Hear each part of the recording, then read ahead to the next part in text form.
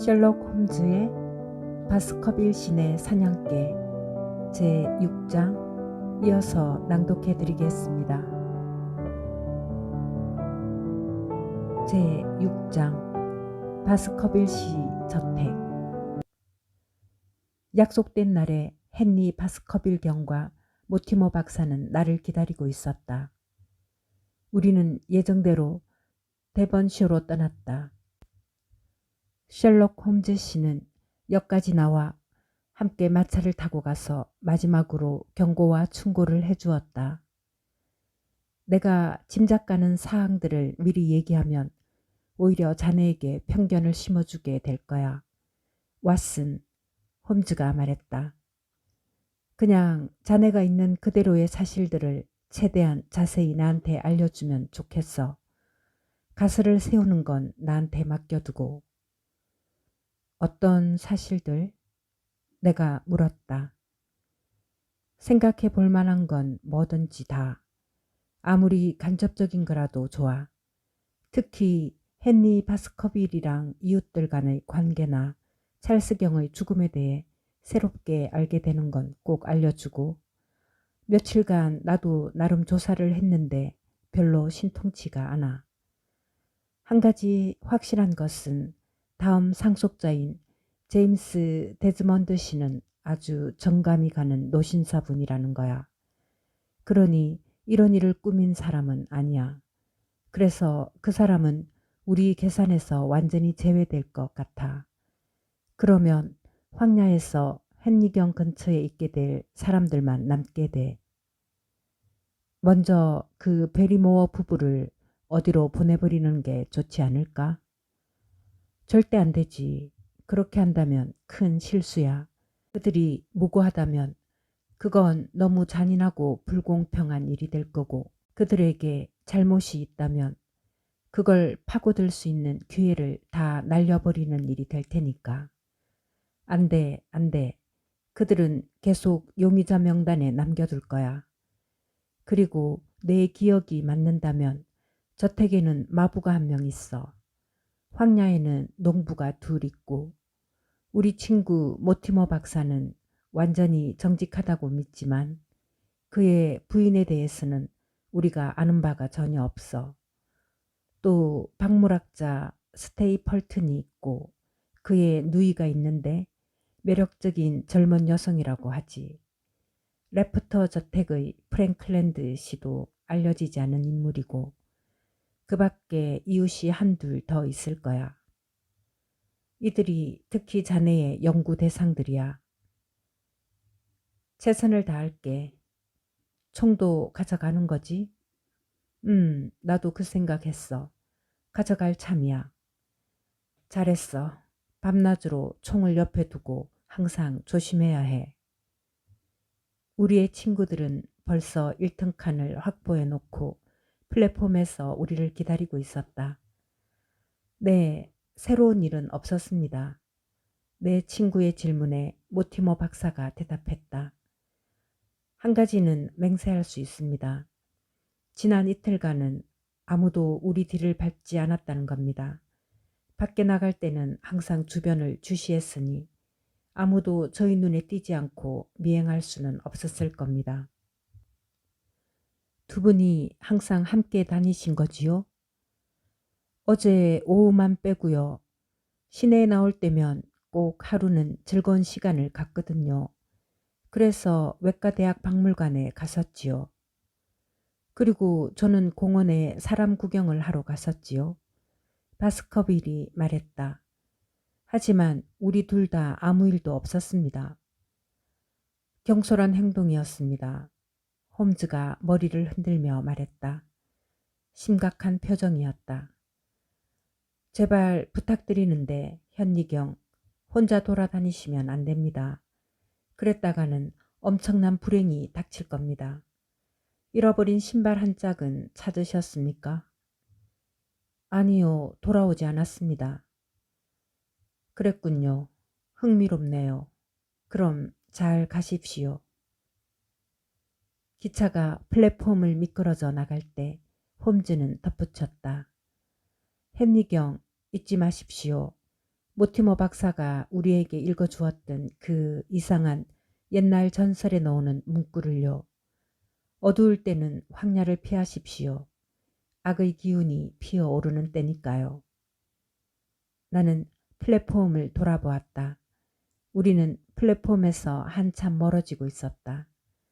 훤칠하고 근엄한 모습의 홈즈가 미동도 없이 우리를 응시하고 있었다. 여행의 시간은 유쾌하고 빠르게 지나갔다.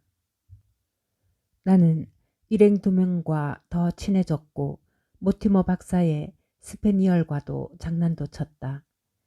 몇 시간 되지 않아 비옥한 갈색 토양은 불그스름하게 바뀌더니 벽돌이 사라지고 화강암들이 보였다. 잘 정리된 울타리 안에서 붉은 소들이 풀을 뜯고 있는 들판은 풀들이 무성하고 채소들이 쑥쑥 자라고 있어서 더 습한 만큼 더 땅을 비옥하게 하는 기후라는 것을 말해주고 있었다. 아직 젊은 바스커빌은 열심히 창밖을 뚫어져라 바라보았다. 그러다 친숙한 대번의 풍경을 알아보고는 환호성을 질렀다. 저는 여기를 떠나 좋은 나라에서 살았습니다만 왓슨 박사님, 그가 말했다. 여기에 견줄 만한 곳을 본 적은 없답니다. 데번시어 출신들은 모두 뭘 맹세할 때는 고향을 걸고 맹세를 하더군요. 내가 거들었다. 그건 고향 때문만이 아니라 혈통 때문이기도 하죠. 모티머 박사가 말했다. 여기 제 친구는 한눈에 봐도 켈트족의 둥근 두상을 지니고 있습니다. 켈트족의 열정과 소속감을 갖고 있다는 표시지요. 작고하신 찰스경의 머리도 아주 드문 형태였죠. 게일 사람과 이 베르니언의 특징을 반씩 갖고 있었습니다. 어쨌거나 현리경은 바스커빌 저택을 아주 어릴 때 보시지 않았나요? 그렇죠? 아버지가 돌아가셨을 때 저는 10대 소년이었죠. 저택은 한 번도 본 적이 없습니다. 아버지는 남쪽 해안의 작은 오두막에 사셨거든요. 그 후로 저는 곧장 미국에 있는 친구에게 갔죠. 그러나 저한테는 여기도 왓슨 박사님만큼이나 완전히 새로운 곳입니다. 정말이지 황야를 얼른 보고 싶군요. 그러세요? 그 소원은 금방 이루어지겠는데요. 바로 여기서부터 황야니까요. 객차 창밖을 가리키며 모티머 박사가 말했다. 널따란 푸른 들판과 야트막하게 굽이진 숲 뒤로 멀리 회색빛 우중충한 언덕이 솟아 있었다. 멀리서 보니 어둑어둑하고 희미한 꼭대기가 기괴하게 뾰족뾰족했다. 마치 꿈에서 본 듯한 환상적인 광경이었다. 바스커빌은 한참 동안 황야에서 눈을 떼지 못하고 있었다. 그의 열의에 찬 표정에서 저 이상한 지형을 처음 본다는 것이 그에게 얼마나 큰 의미인지를 알 수 있었다.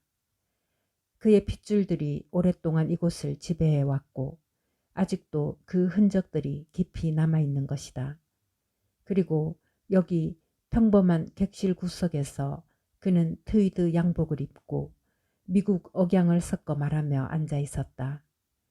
하지만 나는 표정이 풍부한 그의 검은 얼굴을 보고 있노라면 바로 이 남자가 저 고귀한 혈통의 불같은 정열로 사람을 휘어잡았던 남자들의 진짜 후손이라는 것을 그 어느 때보다 절실히 느낄 수 있었다. 그의 짙은 눈썹과 예민한 코, 커다란 젓갈색 눈 속에 자부심과 용기, 강인함이 깃들어 있었다. 만약 그 으스스한 황야에 험난하고 위험한 모험이 우리를 기다리고 있다 해도 이 남자야말로 위험을 무릅쓰고 함께 모험을 할 만한 동료였다. 그가 용감하게 함께 분투하리라는 것을 확신할 수 있기 때문이다. 기차는 조그만 도로변 역사에 멈추었고 우리는 모두 하차했다. 야트막한 흰색 울타리 너머에서 유람마차 한 대가 두 마리의 말과 함께 우리를 기다리고 있었다. 우리가 도착한 것은 대단한 사건임이 분명했다. 역장과 짐꾼들이 우리 주변으로 모여들어 짐을 날라주었다. 아늑하고 단조로운 시골 풍경이었다. 하지만 뜻밖에도 문 옆에는 군인으로 보이는 두 명의 남자가 검은 제복을 입고 서 있었다. 그들은 짧은 소총에 기대고 서 있다가 우리가 지나가자 날카로운 눈빛으로 흘낏 쳐다보았다. 온통 쭈글쭈글하고 무뚝뚝해 보이는 조그만 체격의 마부가 헨리 바스커빌 경에게 인사를 했다. 몇 분 후 우리는 널따랗고 하얗게 펼쳐진 도로 위를 나는 듯이 가볍게 달렸다. 녹음이 일렁이는 초원이 길 양쪽으로 언덕을 이루고 있었다. 짙은 녹음 한가운데 여기저기 삼각형 지붕을 인 오랜 집들이 빼꼼 고개를 내밀고 있었다. 하지만 햇살에 빛나는 이 평화로운 시골 뒤편으로 들쭉날쭉하고 불길한 언덕들로 나뉜 길고 음울하게 굽이진 황야가 저녁 하늘을 배경으로 어둡게 솟아 있었다. 마차는 옆길로 빠져 위쪽으로 굽어 올라갔다. 몇백 년간 바퀴에 달아 깊게 파인 좁은 길 양옆에 높은 턱이 있었고 그 위로 이끼와 고사리가 무성했다. 갈색으로 바뀌고 있는 고사리와 검은 딸기나무가 지는 햇살에 반짝이고 있었다. 마차는 계속해서 길을 올랐고 우리는 화강암으로 된 작은 다리를 지났다. 그 아래로는 냇물이 빠르게 흐르고 있었는데 회색 바위들 가운데서 시끄러운 소리와 함께 하얀 거품을 내며 아래쪽으로 여울져 내려갔다. 길도 시내도 참나무와 전나무가 우거진 골짜기를 따라 구불구불 이어졌다. 마차가 모퉁이를 돌 때마다 바스커빌은 기쁨의 감탄사를 내뱉었다. 그는 열심히 주변을 돌아보며 100만 가지의 의문을 던지고 있었다. 그의 눈에는 모든 것이 아름다웠지만 내 눈에는 시골 풍경 속에 한 해가 저무는 것이 또렷이 눈에 띄어 다소 울적해졌다. 양탄자처럼 길을 덮고 있는 노란 나뭇잎이 마차가 지날 때면 눈보라처럼 휘날려 우리 머리 위로 떨어졌다. 썩어가는 채소 더미를 지날 때는 마차 바퀴의 덜컹임도 잦아들었다. 내 눈에는 이 모든 것이 바스커빌가에 돌아온 상속자의 마차에 보내는 자연의 슬픈 선물처럼 느껴졌다. 우와! 모티머 박사가 소리쳤다. 이게 뭐죠? 우리 앞에 히스 덤불로 뒤덮인 가파른 언덕이 황야에서 불쑥 솟아 있었다. 그 꼭대기에 마치 받침대 위에 기마병 조각상처럼 말을 탄 병사 한 명이 또렷이 보였다. 그는 근엄하게 소총을 앞으로 들고서 우리가 지나치는 길을 내려다보고 있었다. 파킨스, 이게 무슨 일인가? 모티머 박사가 물었다. 마부는 자리에 앉은 채 몸을 반쯤 돌려 대답했다. 프린스타운에서 죄수 한 명이 도망쳤다고 그러네요. 벌써 4월째 나돌아다니고 있다고요. 교도관들이 도로마다 역마다 지키고 서 있는데 전혀 나타날 기미가 없답니다. 여기 사는 농부들은요, 영 찜찜해하고 있어요. 그런가? 농부들은 신고하면 5파운드를 받는 것 아닌가? 네, 선생님. 근데 그놈이 언제 나타나 멱을 딸지도 모르는 판에 5파운드가 됐습니까요? 아시겠지만 보통 재수가 아니니까요. 거칠 것 없는 놈입니다요. 그자가 누군가? 셀든이에요. 노팅힐 살인자 말입니다. 나는 그 사건을 또렷이 기억하고 있었다. 살인에 동원될 수 있는 잔인함이란 모두 망라한 악의적이고 극도로 흉악한 범죄였어. 홈즈가 관심을 가졌기 때문이다. 그나마 사형에 처해지지 않은 이유는 그가 온전히 제정신이었는가에 대해 의문이 남았기 때문이다. 그의 행위는 그 정도로 잔혹했다. 우리가 탄 마차가 언덕을 하나 오르자 광활한 황야가 눈앞에 펼쳐졌다. 여기저기 울퉁불퉁하고 험준한 돌무덤과 바위산이 군데군데 솟아있었다. 거기서 불어온 차가운 바람에 우리는 몸을 떨었다. 저기 어딘가 황량한 초원 위에 그 사악한 사내가 도사리고 있는 것이다. 한 마리 야생의 짐승처럼 굴 속에 숨어서 자신을 박대한 모든 사람에 대한 악의로 가슴을 꽉 채우고 있을 것이다. 거기에 살을 애는 바람과 으스름 짙어가는 하늘까지 더해져서 이 척박한 불모지의 음침함을 완성했다. 바스커빌조차 입을 다물고 외투자락을 여몄다. 비옥한 시골 땅은 이제 저 아래 비에 있었다. 뒤를 돌아보니 저물어가는 햇살이 시내를 금빛 실타래로 바꾸어 놓고는 이제 막 갈아엎어 놓은 듯 붉은 흙 위에서 그리고 엉클어진 널따란 숲 위에서 반짝거리고 있었다. 우리 앞쪽으로 놓인 길은 점점 더 황량하고 거칠어졌다.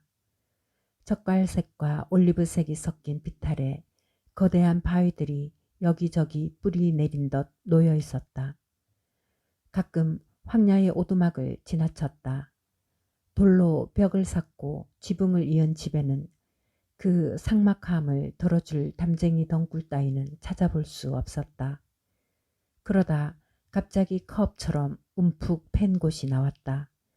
수년간 비바람에 꺾이고 뒤틀린 참나무와 전나무들이 듬성듬성 나 있는데 그 위로 두 개의 좁고 긴 탑이 불쑥 솟아 있었다.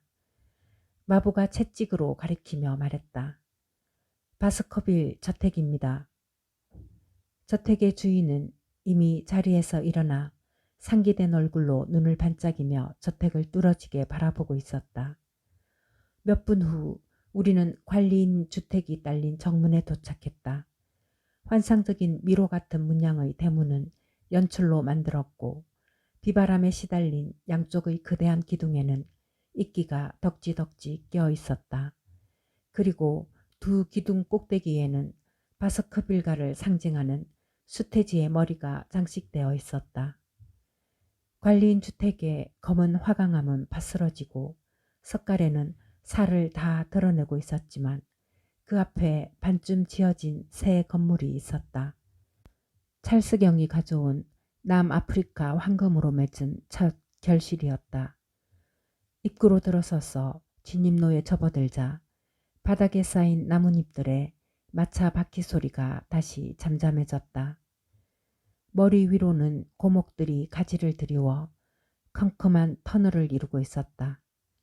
바스커빌은 길게 이어진 어두운 진입로의 저 멀리 끝에서 유령처럼 깜빡이고 있는 집을 올려다보고는 전율했다. 여기가 거긴가요? 바스커빌이 낮은 목소리로 물었다. 아니요, 아닙니다. 주목나무길은 반대편에 있습니다. 아직 젊은 상속자는 우울한 표정으로 주위를 둘러보았다.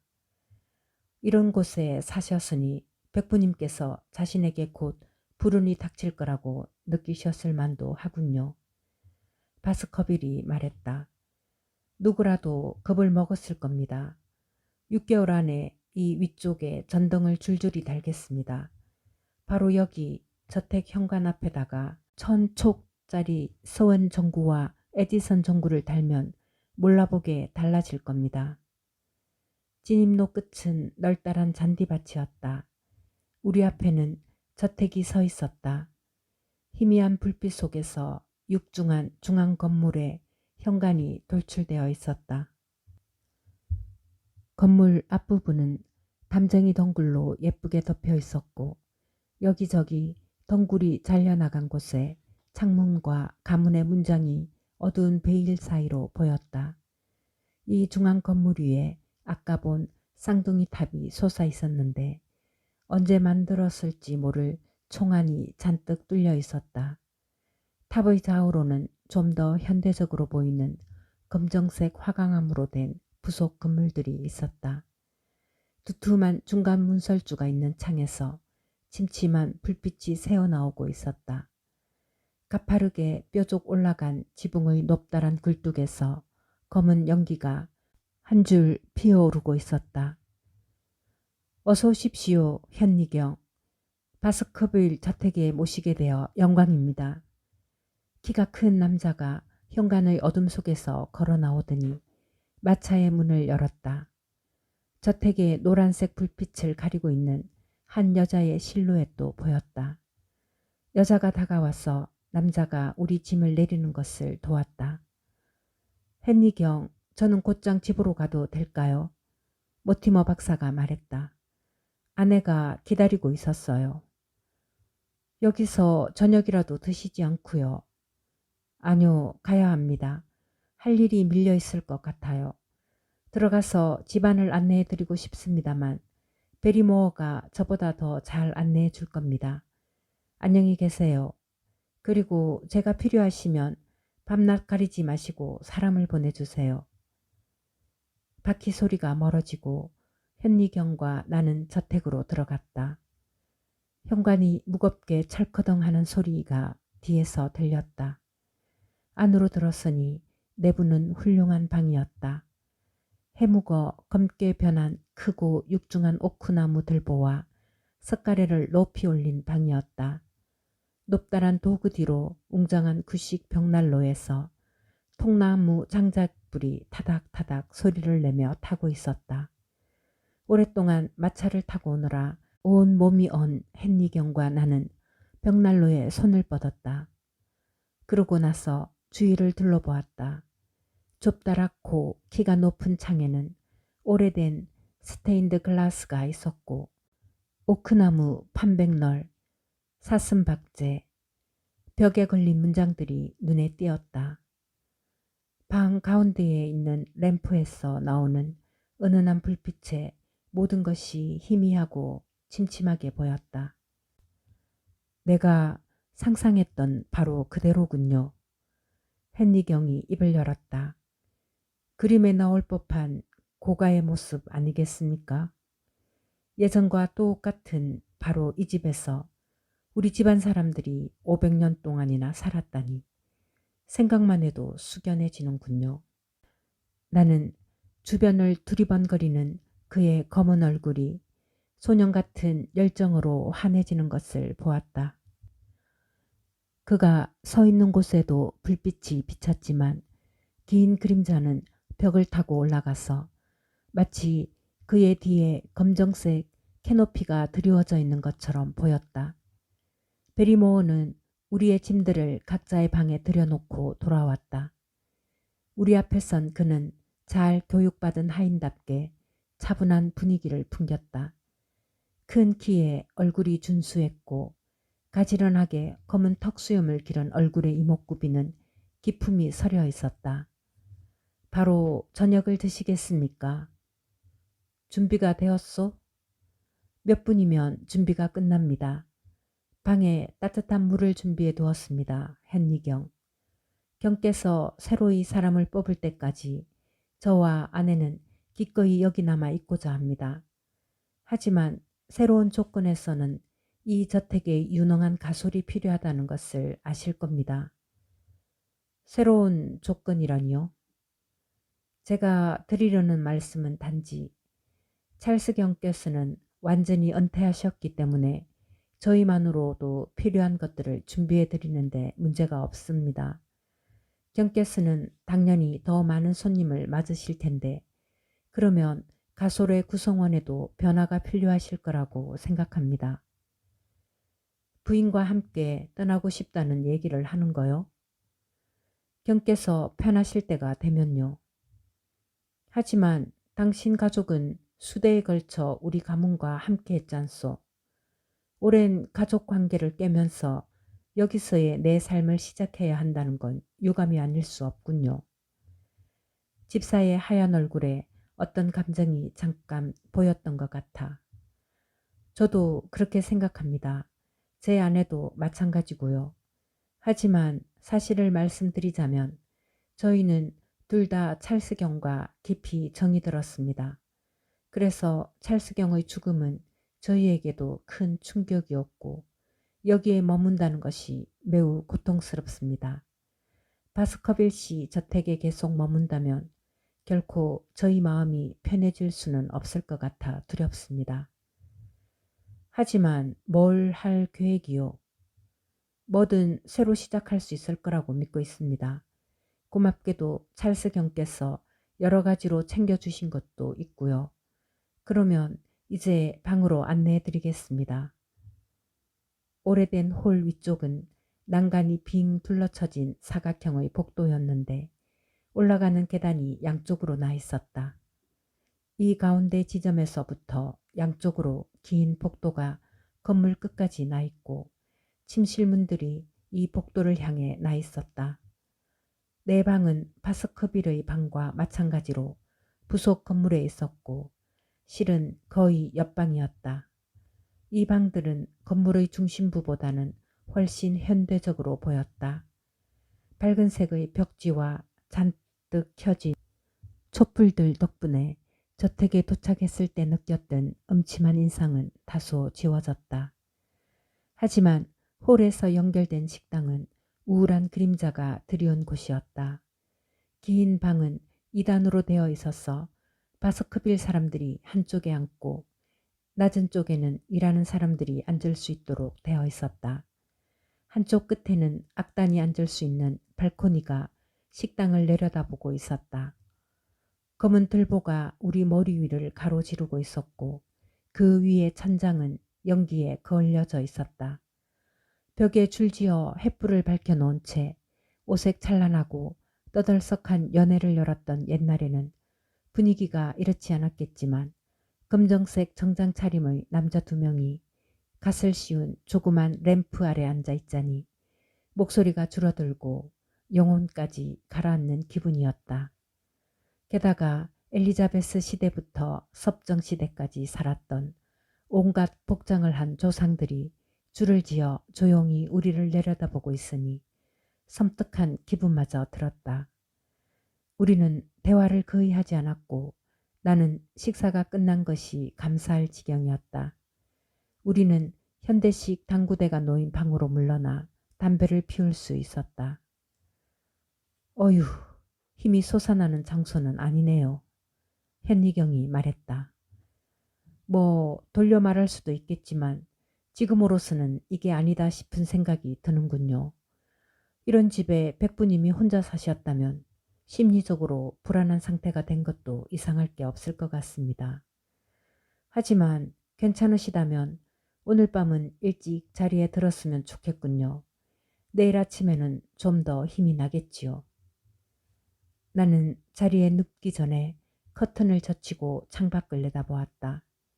창밖으로 저택 입구의 풀밭이 펼쳐져 있었다. 그 너머에서는 드세진 바람에 나무 2그루가 흔들리며 신음소리를 내고 있었다. 몰려가는 구름 틈으로 반달이 빛나고 있었다. 차가운 달빛 아래 나무들 너머로 반쯤 부서진 경계석들이 보였다. 그리고 멀리까지 야트막하게 굽이진 음울한 황야가 보였다. 마지막으로 본 광경이 이곳과 잘 어울린다고 생각하며 커튼을 닫았다. 하지만 그것으로 끝이 아니었다. 나는 지쳤는데 잠이 오지 않았어 이리저리 뒤척거렸다. 잠을 청했지만 쉽사리 올 것 같지 않았다. 멀리서 개종시계가 15분마다 종을 치는 것 말고는 이 오래된 집은 쥐죽은 듯 조용했다. 그리고 그때 갑자기 정막을 뚫고 내 귀에 들려오는 소리가 있었다. 분명하고 낭낭해서 절대 잘못 들을 수는 없었다. 한 여자가 흐느끼고 있었다. 소리를 죽이고 있지만 억제할 수 없는 슬픔에 마음이 찢어지는 사람에게서 나오는 그런 이상한 흐느낌이었다. 나는 침대에 일어나 앉아서 귀를 기울였다. 멀리서 나는 소리는 아니었다. 분명 집안에서 나는 소리였다. 30분가량을 나는 온몸 세포 하나하나를 곤두세우고 기다렸지만 더 이상의 소리는 없었다. 시계가 다시 종을 치고 담벼락의 담쟁이가 사각거릴 뿐이었다.